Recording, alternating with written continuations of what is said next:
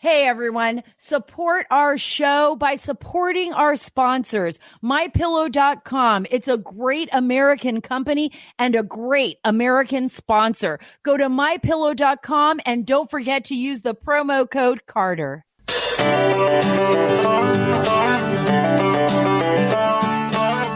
Today's podcast is sponsored by the Association of Mature American Citizens like me, the only conservative alternative to AARP. Go to amac.us/Carter if you're feeling a bit immature. Thank you.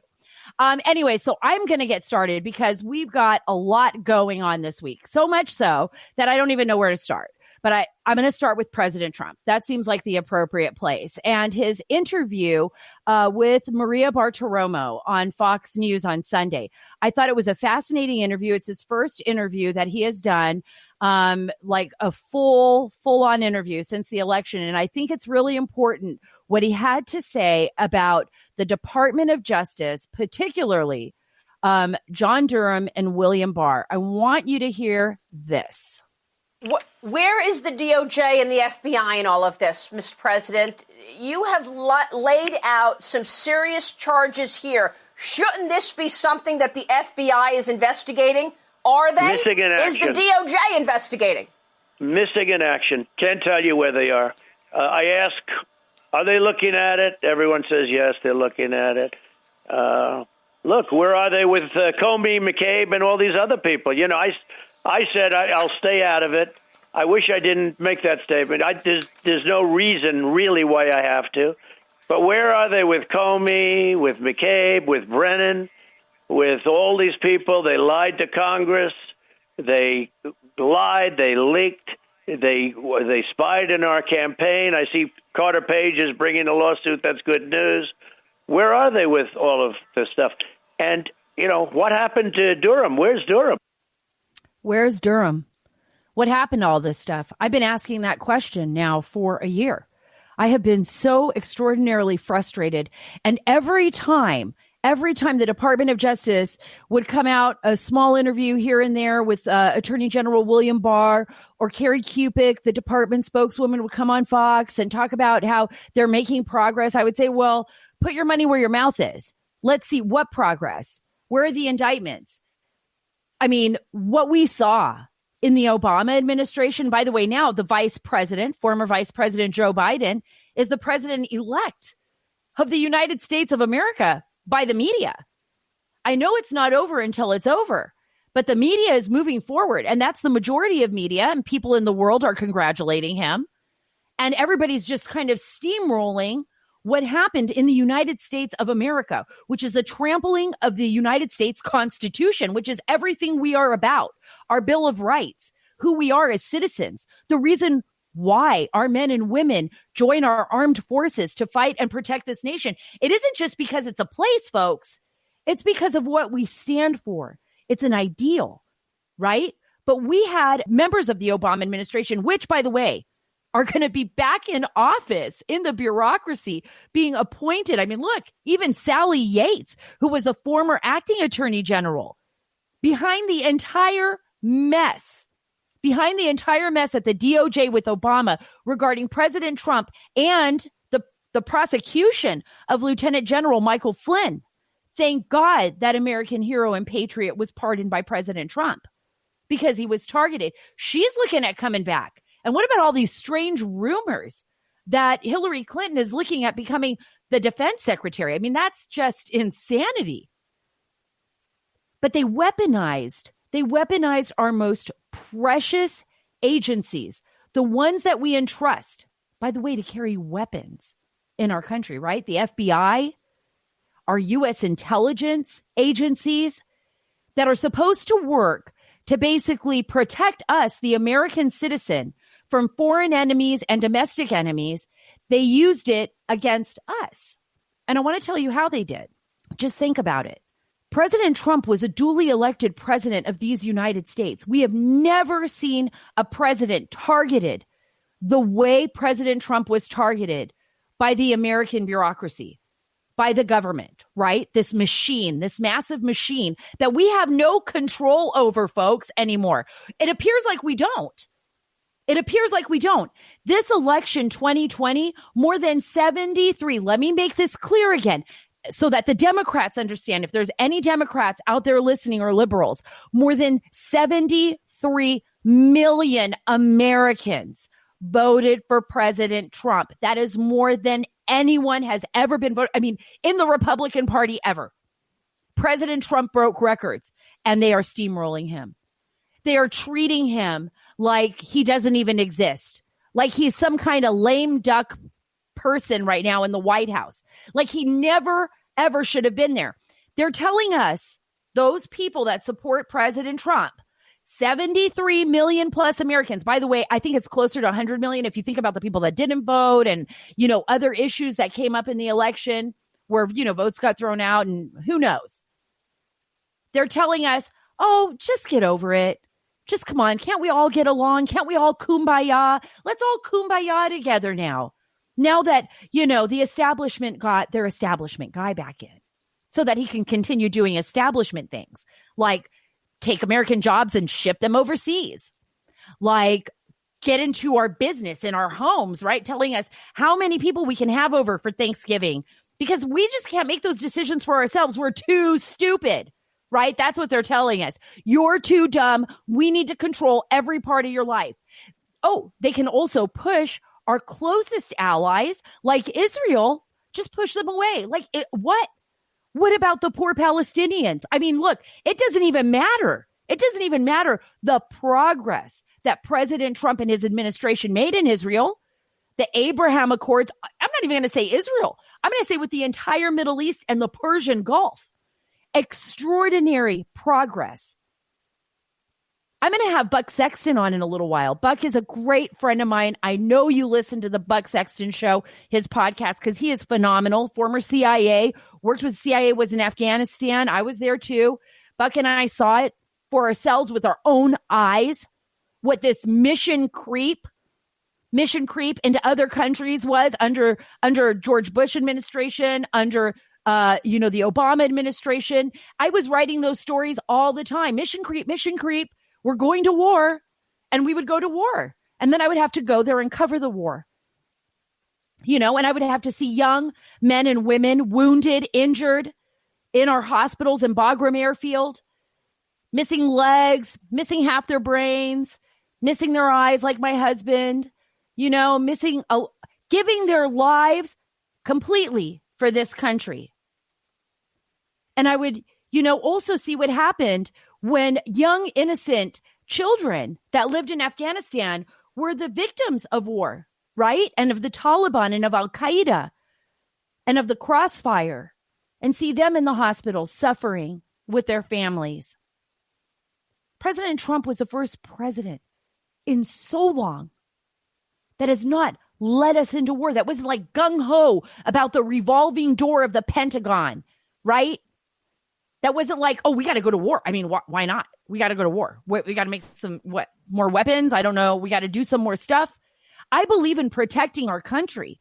I believe in protecting our national security. That's why my husband went to war. That's why I covered the war. But when you start to ask questions like, why are our troops building schools in Afghanistan? And then they're getting blown up the next day.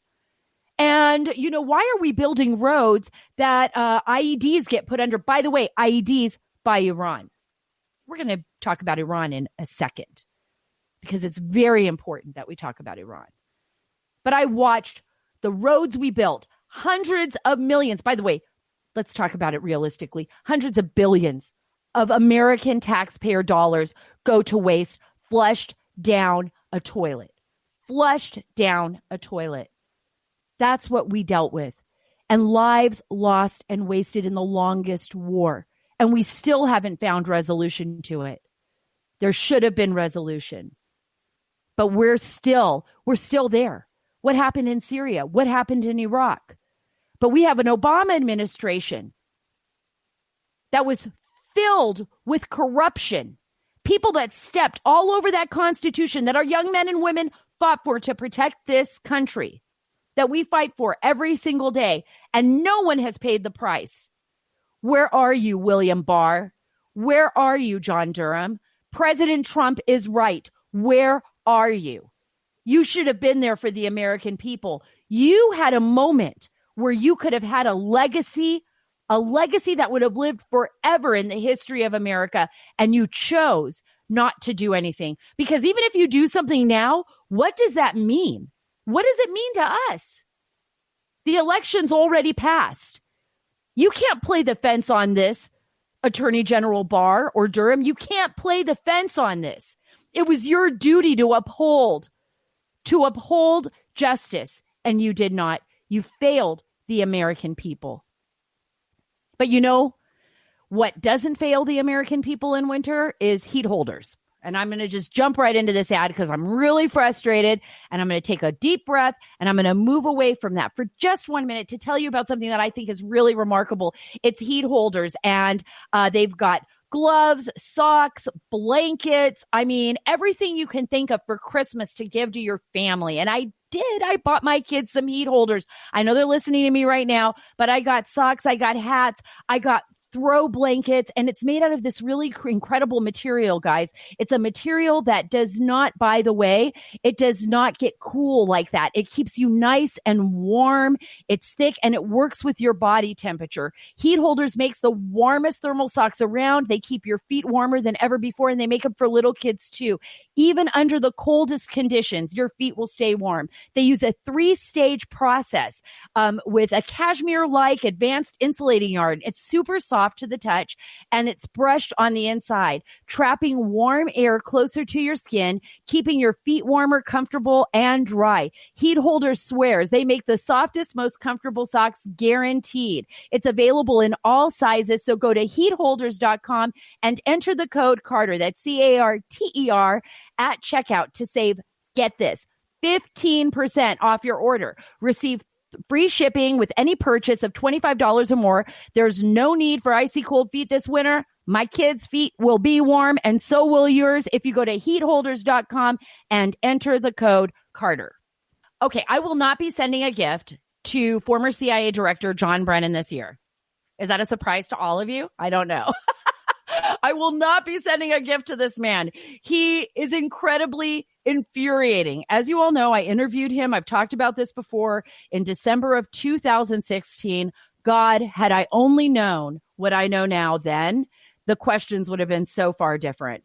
But right now, I mean, I literally feel when I see his tweets and when I hear him speak like I am in the X-Files. It's so creepy, so weird, and all of it is very, very scary. In fact, I think I'm going to open an X-Files just to deal with John Brennan, and I want to tell you why. Because he came out, here's our former CIA director. Not only does he go after the president of the United States, it's not even his place. He does this all the time, right? He undermines the president in front of the world when he does this. He calls him a clear and present danger. He's come out and spoken terribly about the president over and over again for the last 4 years. We've had to hear this. It's infuriating. But now he's like upset about the killing of the Iranian top nuclear scientist. He's upset about it. He's apologizing to Iran. Is he violating a Logan Act in here somewhere? I mean, he and John Kerry and all of these people that are Biden, that are supporting President-elect Biden because they're so desperate to get back into government and have some relevancy. I don't even know what kind of relevancy, the relevancy of like destroying our nation, maybe that will be their legacy. We'll have to, 100 years from now, people will be like, oh, that generation voted for Biden and put all these criminals back in office. But have you even seen his tweets lately? He's like blasting, Israel, the United States, saying, I'm so sorry, Iran. This was a criminal act. It was highly reckless. It risks lethal, he says, retaliation, a new round of regional conflict. It was you, former CIA Director John Brennan, that was involved in all of the regional conflict. I've only seen really peace come out of President Trump's administration the last 4 years. The Abraham Accords that none of you ever thought would even be possible, actually, President Trump and Jared Kushner made possible. That's what I've seen. I've seen peace, calmness. I haven't seen like the crazy Arab Spring or us throwing our allies under the bus the way you did. But I love how you utilize this. Listen, you guys, how Brennan says this. It risks lethal retaliation. Like he's giving the Iranians some ideas, right? A new round of regional conflict. Iranian leaders would be wise to wait for the return of responsible American leadership on the global stage. Responsible American leadership. You know, I loved listening to him, you know, just cringing, but I loved to make fun of him when he'd get in front of Congress and lie to them, because he was always lying in front of Congress, by the way. But he was never charged with it like Roger Stone was. No, or he was never called out on it ever by the left. But remember when he would say wittingly or unwittingly with kind of like a weird British accent? What a weirdo. Like, I mean, I can't even believe that people buy this malarkey. I'm going to say malarkey because I don't want it. And that's like such a Biden word, right? Didn't he have the malarkey tour bus or something? I'm going to say malarkey because if I use the other word, like BS, like the full word, I'm going to probably get dinged on YouTube or something for not being kid friendly. Although I don't even know why a kid would even want to listen to my podcast. They might. Kids might be interested. Little kids. I don't know. They might think it's fun. But look, let's go back to Brennan. Brennan's like the scary thing though, right? Like a little kid. Like if we're going to have like I used to tell my daughter, just to take a little break from all this craziness. Annalise, when she was really little, I would tell her a story about a witch called Skillery. It was so funny. So Skillery Clinton. Not Hillary Clinton, but Skillery Clinton. And she would always be like, Mommy, Skillery Clinton's so scary, you know, when she was little. And it would just give me a good laugh. I will explain that. I know that seems like, am I abusing my child for that? No, I'm warning her about Hillary Clinton, Skillery Clinton, Scary Clinton, and Brennan. They're like characters out of some kind of Itzhak's fable, right? Like some kind of horror film or something, or horror novel. And this is why I'm telling you, it scares me. Look, what I'm dealing with when I travel overseas and we're, you know, on the ground in Afghanistan and, you know, the soldiers are fighting. Oh, they're not just dealing with the Taliban, right? We're not just dealing with the Taliban. There's a lot of other enemy actors out there. And this is on a very serious note. Iran was the biggest threat. Iran was the biggest threat to our soldiers, both in Afghanistan and in Iraq and all over the Middle East. We've seen what the Iranian regime has done globally. They are the largest state sponsor of terror in the world. Who is John Brennan to apologize to the Iranians? Who are these people in our government that give the olive branch to our greatest enemy, Iran, and its cult-like Ayatollah regime? And the people of Iran are suffering. The people of Iran are suffering. The young people who want to stand up to this cult-like regime. You know, this government, this Iranian government, has hung people for being gay off buildings. There is nothing liberal or democratic about Iran. And by the way, they have killed and assisted in the killing of thousands of U.S. soldiers. I absolutely believe that. We know they've said hundreds and, you know, in testimony, I believe it's thousands because Iran trained. Iran's IRGC, the Iranian Revolutionary Guard, trained a lot of the Talibs and different Al-Qaeda leaders as well. Look, a lot of people say, oh, no way. And I'm going to give you a little lesson here. There's no way that Iran and Al-Qaeda would work ever together, because one is Sunni and one is Shia. The Iranians are Shia. The Al-Qaeda is Sunni Muslim. They have two different beliefs. They're enemies. But the enemy of the enemy is my friend, right? And that's what the Iranians see. And the Iranians were training to target U.S. soldiers in Afghanistan. This is a fact. Just look at some. Finally, when the United States admitted to it, Admiral Mullen admitted to it. You know, General Petraeus back then admitted to it. I was on the ground in Afghanistan. I'd hear it all the time. It's a fact. It's a fact. So I'm really disgusted with John Brennan And I cannot believe that the former head of the United States CIA would actually be apologizing publicly for a regime that potentially and has openly stated it wants to wipe Israel off the face of the earth, that it wants to wipe the West off the face of the earth. This is how the Iranian regime thinks, that is abusive towards its people, that has no problem gunning its own people down in the middle of the streets. You know, that has done the most atrocious acts against the Jewish people through Hamas, through Hezbollah, the Jewish Community Center in Argentina a long time ago. I mean, this is a regime that is filled with atrocities, folks. Just take a little moment to read about it.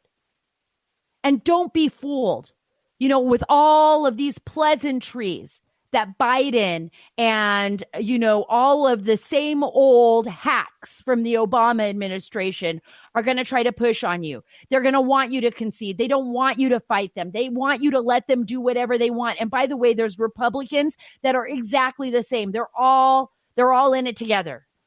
Or as Congressman Matt Gaetz would say, they were all in bed together. That was kind of like, that's an inside joke. But he's always throwing those kind of weird jokes out there on Steve Hilton's show with me, try to get everybody to crack up. And it works. It usually works.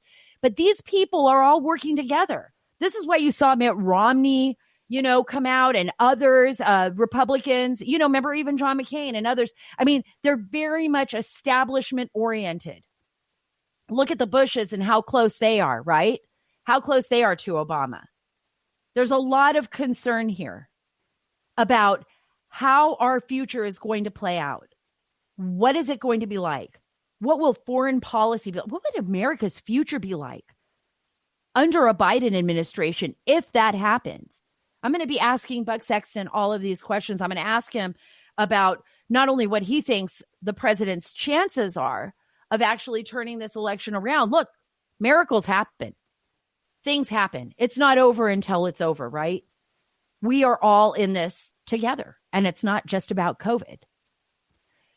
The most important thing in our country right now is our Constitution, and it has literally been trampled on for the last 4 years, and more so this last year with COVID. And I'll talk about that at the end of the show. First, I want to talk to you a little bit about something that makes me very, very happy, and that's Arm & Hammer's Perfectly Imperfect Cat campaign. It's so exciting because it's about adopting a cat. And you guys know I talk about my cat, Barry, quite often, my beautiful big Barry, who we rescued from a shelter. And Arm & Hammer Cat Litter has launched this Perfectly Imperfect campaign to help lovable but overlooked shelter cats find a caring forever home. Everyone knows the benefits of adopting a cat, and these cats in particular are in need of our love, attention, and support. So from today through November 30th, so that's it. It's today. You got to do this today. Shelters and cat lovers can nominate a perfectly imperfect feline friend on FelineGenerousStories.com. That's FelineGenerousStories.com. It's a fun way to help cats find caring pet parents. Look at all the P's I'm using in this. I'm so excited. And 3 shelters will actually win $10,000 each. Plus, Arm & Hammer is awarding, listen to this, $100 worth of litter to the first 100 eligible entrants. That's pretty awesome. Visit FelineGenerousStories.com for official rules and to learn more. That's FelineGenerousStories.com for official rules and to learn more. Thank you, Arm & Hammer. And without any further delay, I am bringing on Buck Sexton with the Buck Sexton Show. His podcast is great. Everyone can hear him on the radio all across America. He's a great friend and a true patriot. Buck, thank you so much for being a part of the Sara Carter Show. You and I have been friends for a very long time. I dragged you out of bed this morning. I know you have so much going on today. You're going to be like on the radio all day, and I only got 8 minutes with you. So I want to start off with the very most important question right now to me, which is the assassination of the Iranian nuclear scientist. Top story. We've seen John Brennan come out and talk about this being unethical, wrong, apologizing to Iran, for Israel, for the United States, although nobody's actually completely claimed this. I want to get your thoughts on it, and I want to get your thoughts on a future with a Biden administration, because it's going to be just a complete 180. It's going to be the exact opposite of a President Trump administration, America First agenda. It's going to be like, in my opinion, America Last. Let's start with that.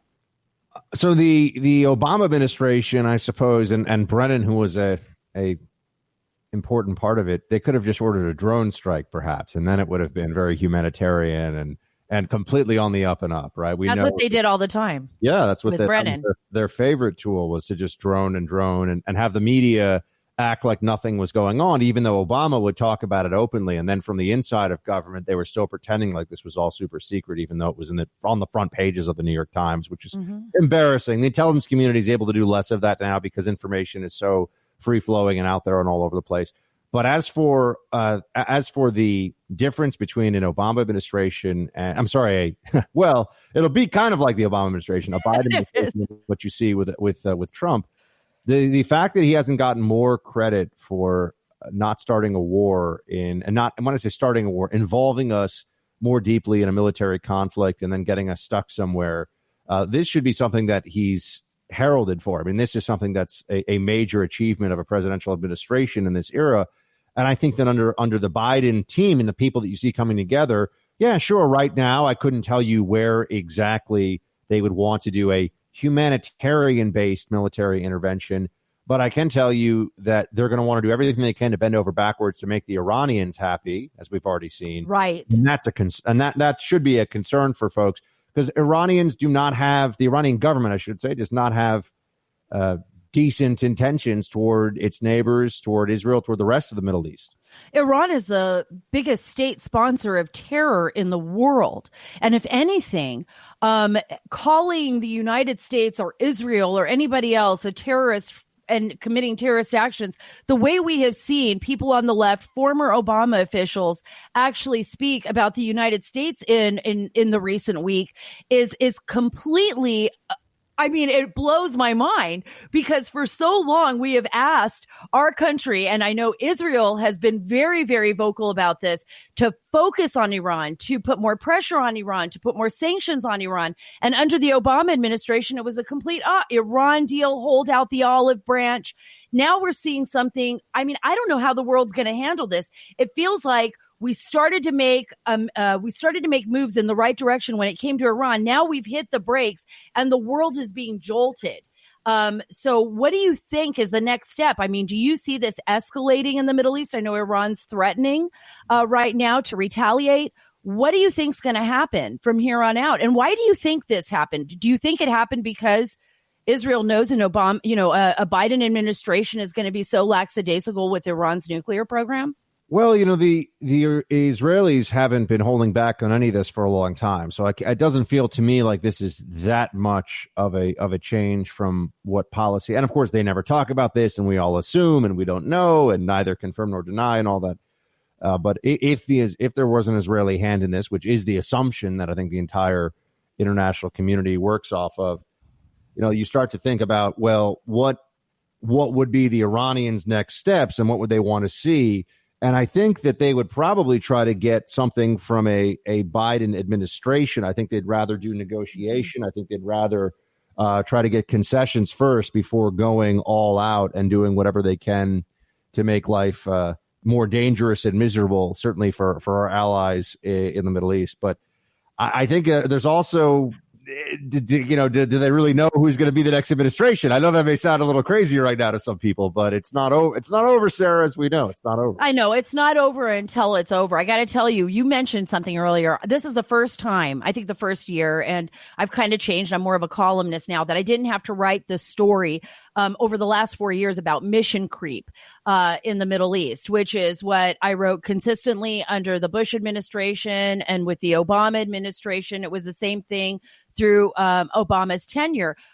You're right. We didn't have that under President Trump, but I'm starting to see some mission creep now. I saw a story in the Atlantic Journal talking about how President Trump is leaving this disaster of Afghanistan for Biden. I thought to myself, what a joke. The president is really reduced reduced our footprint in Afghanistan, really wanted to bring our troops back home, couldn't bring them all back home. We do have special operators in the area that I think, based on like a kind of lily pad strategy, can just pound on the Taliban or Al-Qaeda or Islamic State whenever they rise up.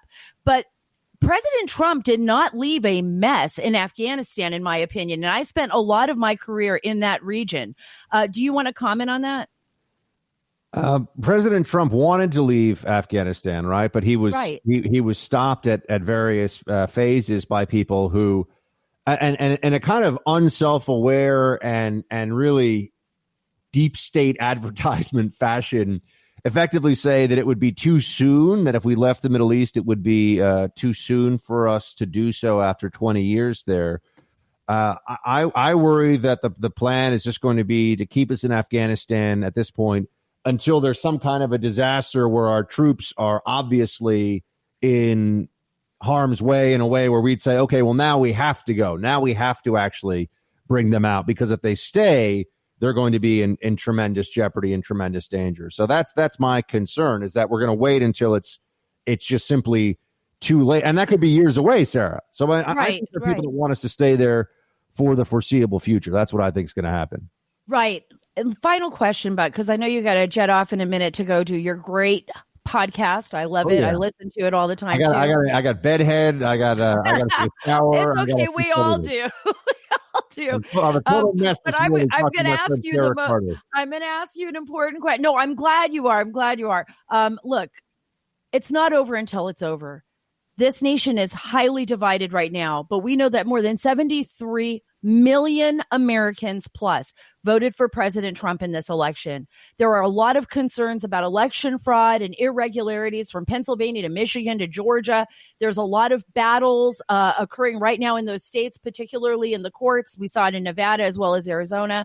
What's your take on this and your final words on this election? They're asking us to believe a lot, to think that Joe Biden won the way that he did in the places that he did. I would say this is clearly reasonable suspicion for all of the things that we're doing. So I think it's completely legitimate to check and to recheck and to see what's going on. And I think that it's important for not just this election, but for the next one, that we get the answers that people have, the answers to questions people have right now about whether there was fraud, about whether this was in fact not just a vote that we know was marred with irregularities, but where there was also cheating. But they got to produce the goods on our side. It can't just be innuendo and assumption. So we need that evidence. Let's hope we get it, Sarah. Right. Do you think Trump has a chance? Do you think President Trump has a chance at retaining the presidency based on what you've seen? 1 in 10% shot at this point, maybe 5. Yeah. Well, thanks so much for being so honest, Buck. I know I've kept you longer than I should have. You go. We'll be listening to your show later today. Thank you so much for being a part of the Sara Carter Show. Great to see you, Sarah. Anytime. Great to see you too, my friend. I got to tell you, I wish I could have kept Buck on for the full hour. Maybe one day we'll do a special.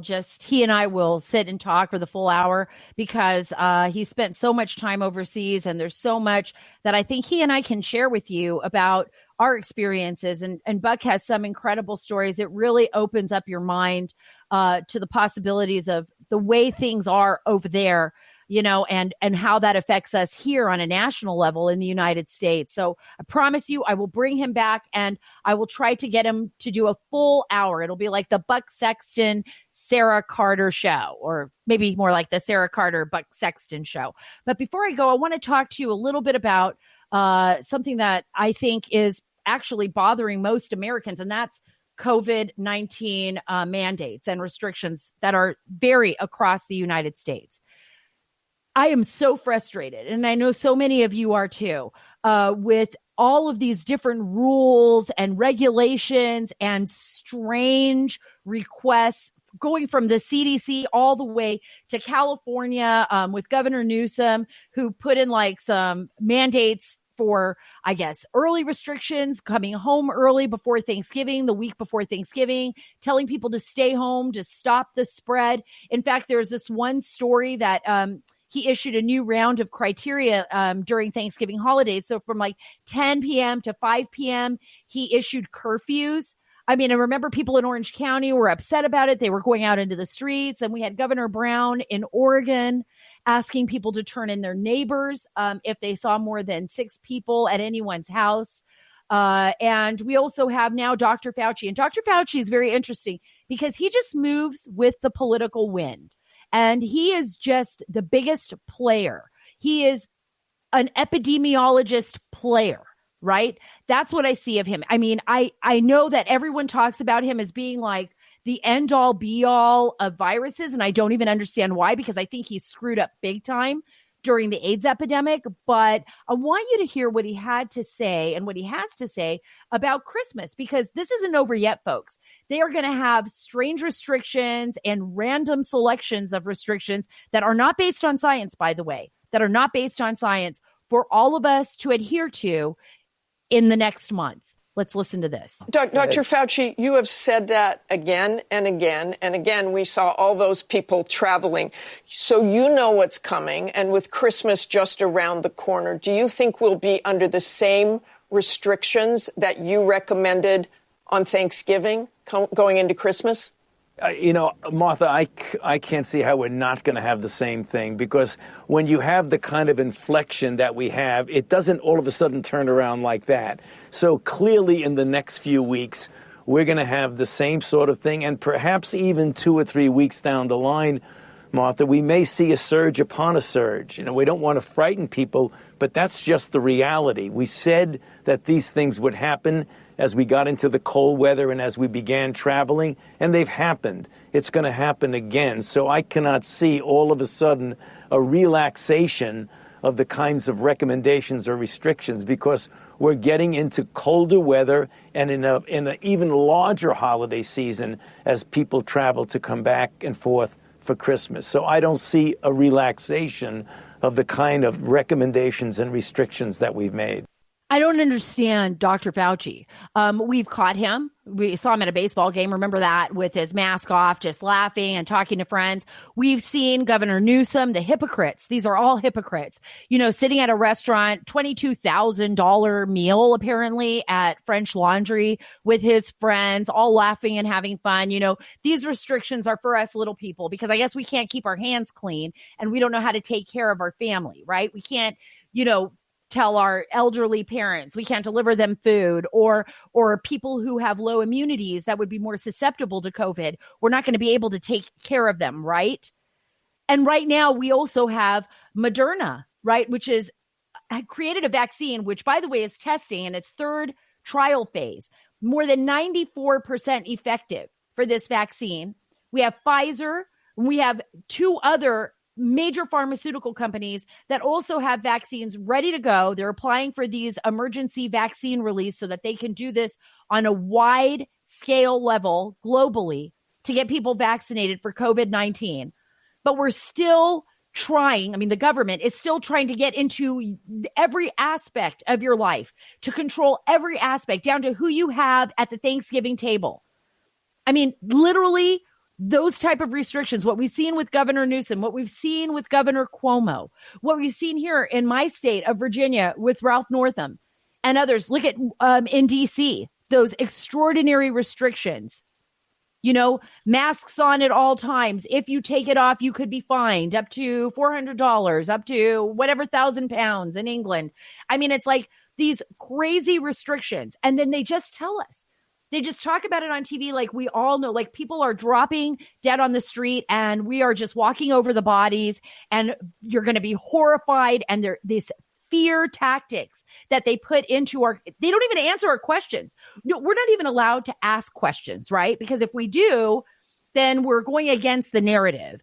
And any question can be perceived like, excuse me, but how many people did you have in the Javits Center when you designated the ginormous Javits Center for COVID patients? How many were there actually? And then you're not allowed to ask that. How many did you put on the ship that you asked, you needed the president to send to New York, that naval ship, the USS Comfort? How many were there? Oh, no, wait, I'm not allowed to ask that either. Do you guys remember when China had all those videos? Those videos were leaking out of China that reporters were disappearing, citizen reporters, this and that. They were trying to send videos out, and, there were people walking over bodies in Wuhan. Like people would just collapse on the street. It was towards I don't even know if you remember this. if people actually remember this. Because I was thinking to myself, wow, what kind of virus is this? Where like people are just like, they're collapsing on the street. And do you guys remember when Fauci was saying early on, when the outbreak actually happened, and Fauci was saying early on, he compared it to the flu? Remember that? And he said, no. And then the CDC came out and said, don't buy masks. You don't want to take the masks away from the doctors. It's not going to do any good. And then we got to wear masks. And now we've, can only have this many people sitting around a table for Thanksgiving because what? Oh, the best one is the CDC, right? The CDC is like, you can't play loud music or dance because COVID is going to do what? COVID is more aggressive when you're dancing. It wants to dance with you and jump into other people. What is it? What is it? Do you think we're idiots? I mean, they must think we're idiots. People traveling in an airport, I have never seen airports so clean in my life. In fact, one of the producers here, Rich, I think he brought this up saying like when he was traveling at an airport, it was like nobody would take their mask off. Everybody was like, very robotic, cleaning. Nobody was near each other. And isn't the mask that they told us it's supposed to reduce the transmission? So if we're all wearing masks and we're all cleaning our hands and nobody's talking to anyone anymore, then how is this going to be so horrible at Christmas with people traveling? It was interesting. There was I think it was the mayor of Denver. I can't remember his name right now off the top of my head, but he had to apologize. He basically just had to apologize for wanting to travel or traveling on Thanksgiving. But let's talk about the effects of COVID in a very realistic way before I get off this podcast with you, because I know you're sitting there thinking about the economy and what these lockdowns are doing to our economy. I mean, I was stunned when you hear how many people have lost their businesses, how many businesses in the United States, small businesses, have been shuttered, mom and pop businesses. This is what America is all about. It's about supporting our small business. It's about taking care of one another. And they've literally created these government officials that know nothing. They're not scientists. They're not following any scientific method. They're know-nothings. They're using this for politics, are basically shutting down our country and shutting down businesses. There's a story here, and it's in the New York Post, and I think it's a really important story. Nearly 1/3 of small businesses in New York and New Jersey remain closed since January, folks, amid the coronavirus pandemic. That's according to a Watchdog report, right? In the Empire State, 27.8% of the small businesses have not reopened their doors. 27.8% of small businesses. They haven't opened their doors. While Jersey has lost 31.2% as of November 16th, according to tracktherecovery.org. It's a Harvard-run database. Harvard-run database that keeps tabs on the economic impact of the virus. Think about that. Not just the numbers. Think about the people that run the businesses, their families, their children, their extended families, the economy at Christmas. All of these families suffering and struggling. We have a vaccine. Get the vaccine to the most vulnerable first. Approve, FDA. Let's approve this. And get it to the most vulnerable first, and then get it to the rest of us, right? And we're going to be okay. But why are people like Dr. Fauci, why are people like Joe Biden and others continuously trying to harp on this? They want to rip our Constitution out from under us because of COVID, and they are shutting businesses down. The only people that are benefiting from this right now are online businesses, right? Amazon. Whoo! Can you imagine? Jeff Bezos like, just let it happen. Let's just let it roll, right? As he's making hand over fist with this. It doesn't bother him one bit that people have to order online. Stay at home, lock yourselves in a house, lock yourselves in a closet, get on your laptop, order stuff from me. Maybe grocery stores that people are ordering at home because they don't want to go out. People aren't even really talking to each other anymore. It's so weird. It's like we're afraid of one another. This is not right, because I'm going to tell you this. It won't end with COVID-19. Now they realize they can do this with anything.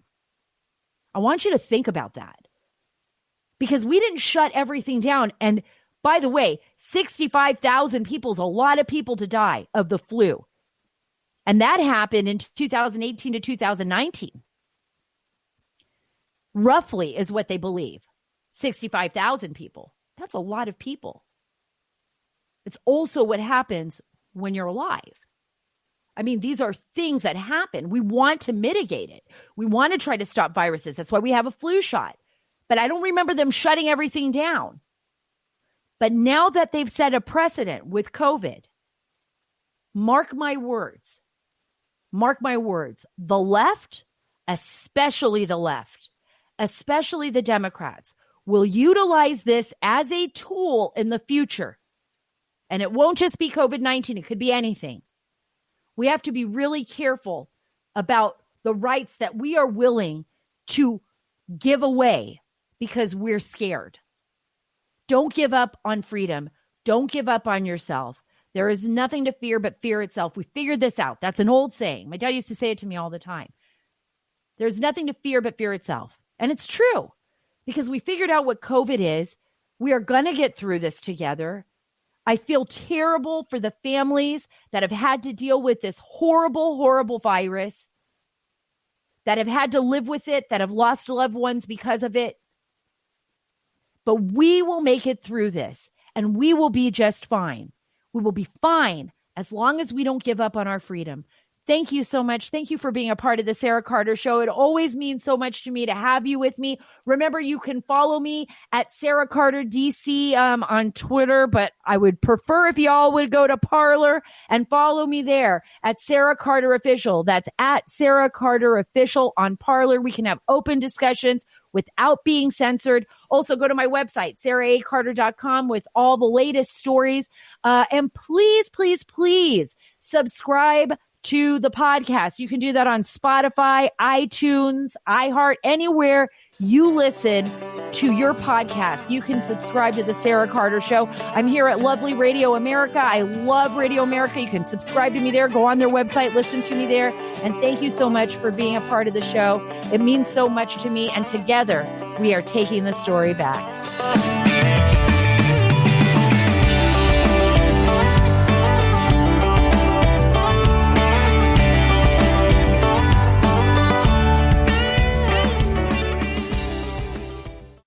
It's Mock and Daisy from the Chicks on the Right, and we're excited to tell you about our podcast, the Mock and Daisy Common Sense Cast. If you've been stressed lately with the information overload on social media, or just don't feel like anything in the news makes sense anymore, don't worry, because we're here to clear things up. Every week, we discuss topics like cancel culture, national crisis, what's happening to our new generations, and if you're just plain tired of people trying to tell you what to do or how to live your life, we tackle that too. Find out more by going to our website, chicksontheright.com, or start listening on the Apple Podcast app, Spotify, or your favorite podcast app. Don't forget to leave a comment or review and subscribe.